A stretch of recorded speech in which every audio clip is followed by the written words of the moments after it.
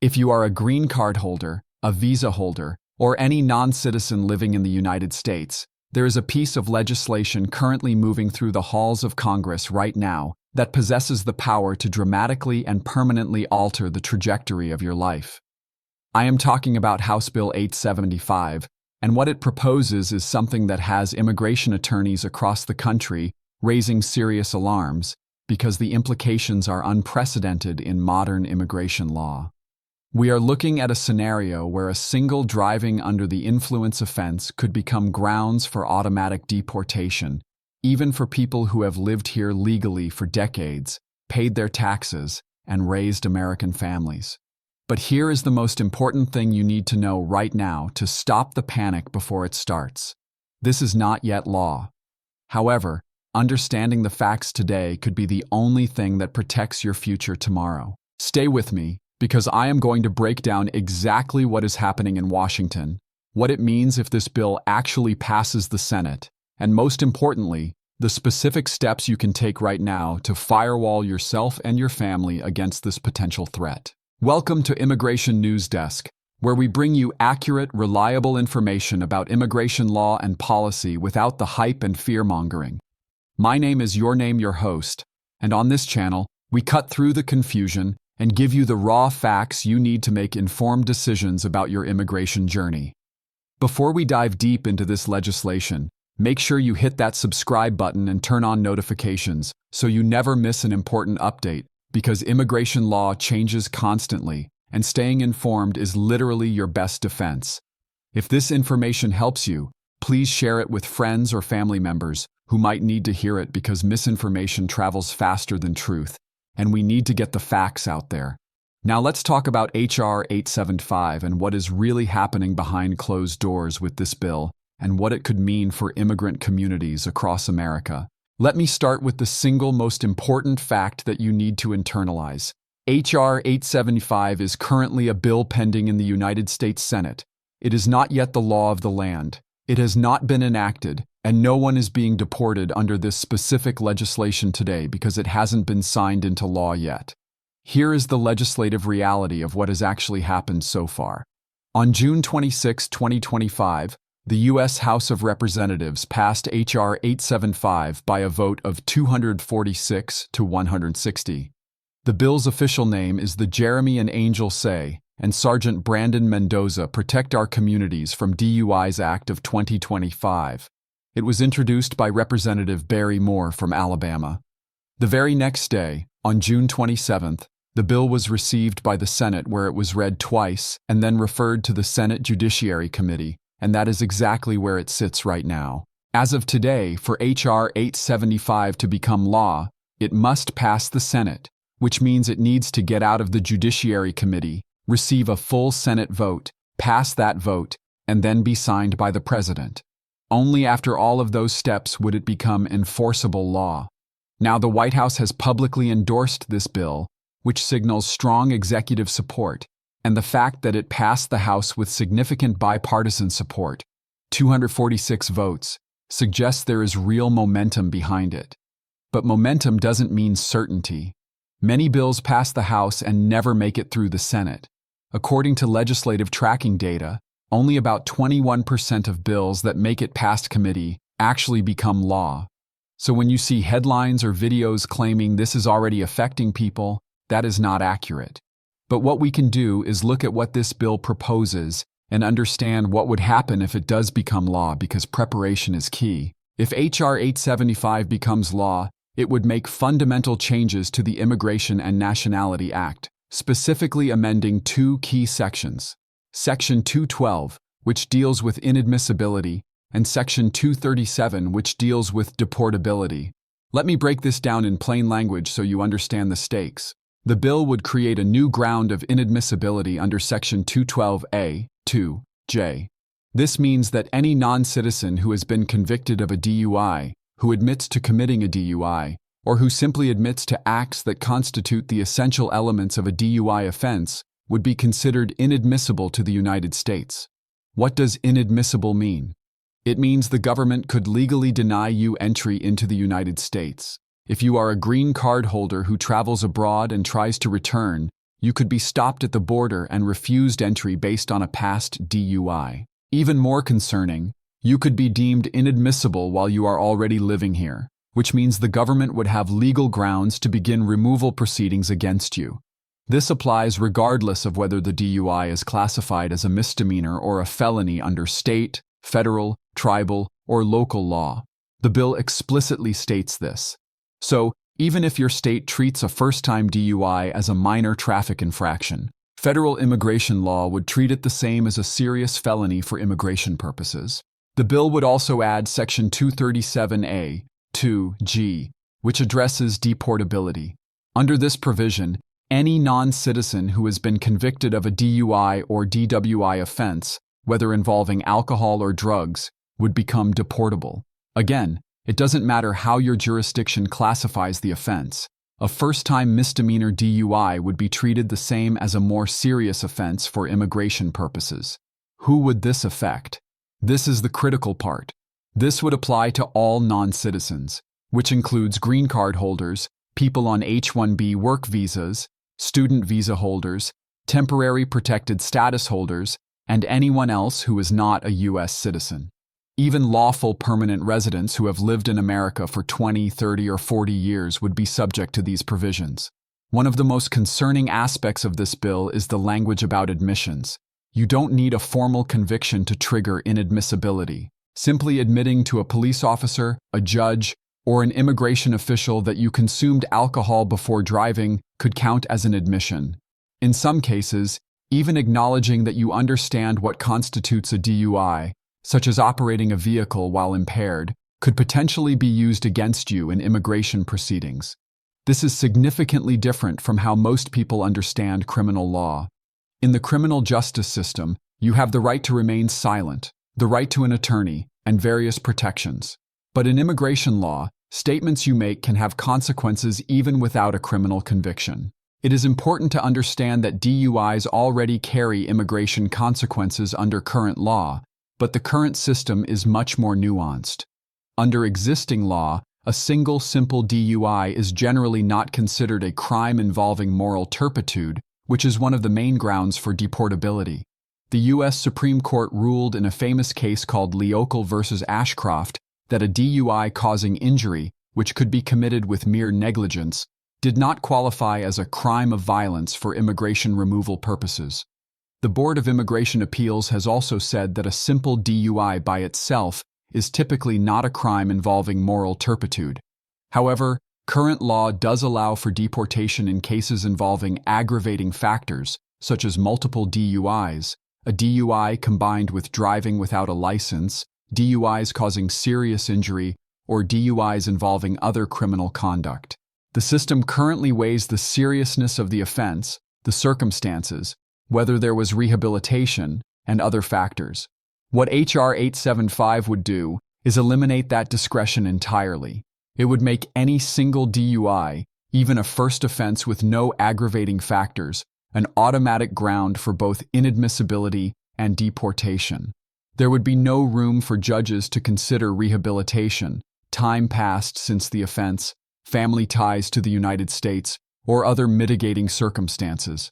The bill, as currently written, does not include any discretionary waiver provisions, representing what legal experts call a zero-tolerance approach.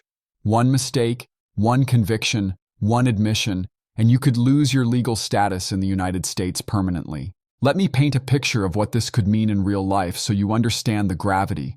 Imagine someone who came to the United States as a child, grew up here, went to school here, started a family here, bought a home, and has been a green card holder for 30 years. They have paid taxes, contributed to their community, never been in serious trouble. But one night, they make a terrible mistake. They have 2 drinks at dinner, believe they are okay to drive, get pulled over, and are charged with DUI. Under current law, while serious, this might not automatically lead to deportation, especially if it is a first offense. Under H.R. 875, that person would become immediately deportable. Their entire life in America could be erased. Or consider a student on an F1 visa who admitted at a party 2 years ago that they once drove after having a couple of beers. They were never arrested, never charged, but they made that statement. If they later apply for a green card or try to adjust their status, and that admission comes up somehow during immigration proceedings, they could be denied and removed from the country. What about green card holders who travel internationally for work or to visit family? Under H.R. 875, if you have any DUI on your record, leaving the country could mean you are not allowed back in. You could be denied re-entry at the border, separated from your spouse, your children, your job, everything you have built. Immigration attorneys are particularly concerned about the retroactive implications because the bill does not include language that would limit it to future DUIs only. This means that people with old DUI convictions, even from 10 or 20 years ago, could potentially be affected when they interact with immigration authorities for any reason, whether they are renewing a visa, applying for naturalization, or traveling internationally. The bill also doesn't distinguish between alcohol and drug-related impairment. Both would be treated identically under the law. To understand this issue fully, we need to look at why supporters believe this legislation is necessary. Proponents of H.R. 875 argue that it closes what they see as a loophole in immigration law. They point to tragic cases where individuals who were not U.S. citizens drove under the influence and caused accidents that killed or seriously injured people. The bill is named after victims Jeremy and Angel Say, a married couple from Enterprise, Alabama, and Sergeant Brandon Mendoza, an Arizona law enforcement officer. These were real people whose lives were cut short in accidents involving impaired drivers who were not citizens. Supporters argue that public safety must be the priority and believe that if you are a guest in the United States, whether as a visitor or even as a lawful permanent resident, you should face serious consequences for endangering others through impaired driving. They see deportation as both a punishment and a deterrent, something that will discourage dangerous behavior and hold non-citizens to high standards of conduct. Representative Barry Moore, the bill's sponsor, has stated that this is common-sense legislation and that it should receive bipartisan support because deporting dangerous criminals is rational and normal. However, the bill has significant opposition from immigration attorneys, civil rights organizations, and advocacy groups who believe it goes too far. Critics argue that H.R. 875 treats a low-level misdemeanor as if it were an aggravated felony. They point out that DUI offenses, while serious, exist on a spectrum. Someone who drives with a blood alcohol content slightly above the legal limit without causing harm is fundamentally different from someone who causes a fatal accident, yet this bill would treat them identically for immigration purposes. Opponents also emphasize the lack of discretionary relief. Immigration law has traditionally allowed judges to weigh factors like rehabilitation, family ties, length of residence, and positive contributions to the community. H.R. 875 would eliminate that human element entirely. Someone who made one mistake decades ago has since completed treatment, has lived a model life, and has American citizen children would receive the same treatment as a repeat offender. Civil rights advocates have raised concerns about how this law could interact with discriminatory policing practices, noting that traffic stops and sobriety checkpoints are often concentrated in immigrant communities and communities of color. If the mere act of being stopped at a checkpoint and admitting to past alcohol consumption can trigger deportation, this creates enormous potential for abuse and selective enforcement. There is also the constitutional question. Legal scholars have raised concerns about due process and whether it is proportional to permanently banish someone from the country they have called home for years, sometimes decades, based on a single misdemeanor offense. Now, let's talk about what matters most: protecting yourself and your family right now. For non-citizens currently in the United States, the first and most important rule is obvious but critical. Do not drive under the influence of alcohol or drugs, ever. Use rideshare apps, call a taxi, have a designated driver. The risk is simply not worth it. Second, be extremely careful about any statements you make to law enforcement, immigration officials, or anyone in an official capacity. You have the right to remain silent. You have the right to an attorney. If you are ever in a situation where you are being questioned about alcohol or drug use, especially in connection with driving, do not make casual admissions. politely decline to answer and request to speak with an attorney. Third, if you have a DUI on your record from the past, now is the time to consult with a qualified immigration attorney. Get a professional assessment of how this bill, if it becomes law, could affect your specific situation.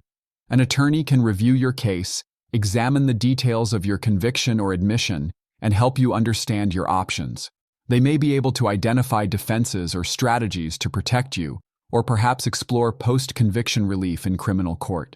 Fourth, be very cautious about international travel right now. If you have any DUI history and you are a green card holder, leaving the United States could be risky, especially if this bill passes while you are abroad. You might not be allowed back in. If you must travel, consult with an immigration attorney first. For green card holders specifically, if you are a lawful permanent resident and you have been delaying your naturalization application, now is the time to seriously consider moving forward. This is not about fear-mongering. This is about reality. Citizenship is the only true protection from deportation. As a U.S. citizen, you cannot be deported for a DUI or virtually any other offense short of the most serious crimes involving denaturalization fraud. Your right to remain in the United States becomes permanent and protected by the Constitution. The naturalization process takes time. It requires preparation, documentation, sometimes legal assistance, and there are costs involved, but the protection it offers is invaluable. Start the process now while you still have the opportunity, because once you are a citizen, laws like H.R. 875 do not apply to you. For people facing current DUI charges, if you are a non-citizen and you are currently facing DUI charges, you need both a criminal defense attorney and an immigration attorney working together on your case. Many criminal defense lawyers don't fully understand immigration law. They might negotiate a plea deal that seems favorable from a criminal perspective, like pleading to a lesser charge, but creates immigration consequences you don't realize until later. Your defense attorney needs to coordinate with immigration counsel to ensure that any plea agreement, any admission, any factual stipulation doesn't inadvertently create deportability or inadmissibility exposure. Don't assume your criminal lawyer understands immigration law. Ask the question explicitly and get professional help. I cannot stress this enough.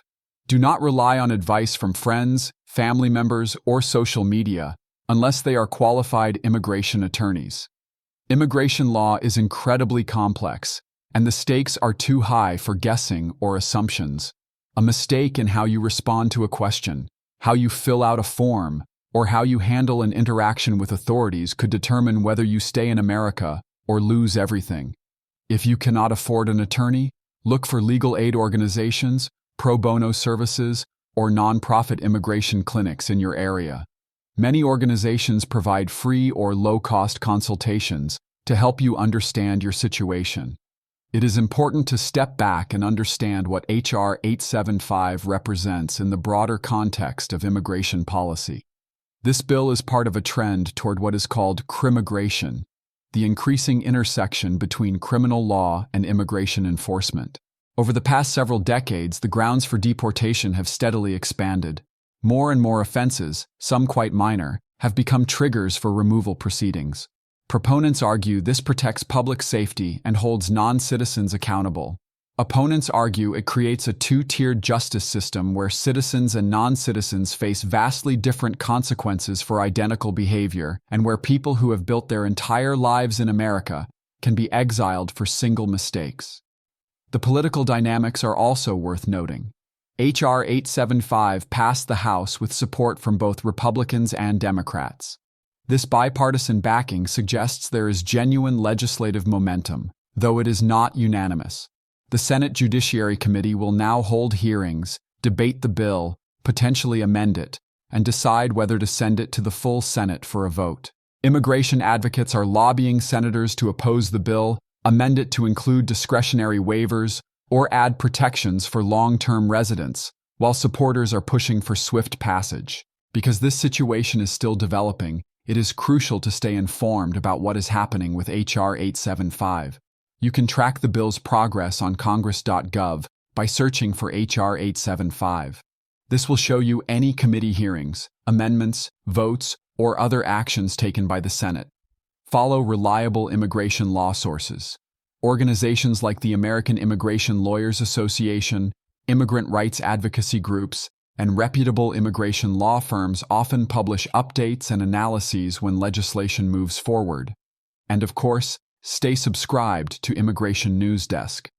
As soon as there are significant developments with H.R. 875 or any other immigration legislation, we will bring you the information you need, clearly explained and fact-based. Let me wrap this up with the most important takeaways. H.R. 875 is not currently law. It is a bill pending in the Senate, but if it passes and is signed by the President, it would represent one of the most significant expansions of deportation grounds in modern history. A single DUI would become grounds for automatic deportation and inadmissibility for all non-citizens, including green card holders. The consequences would be severe, permanent, and would affect millions of people.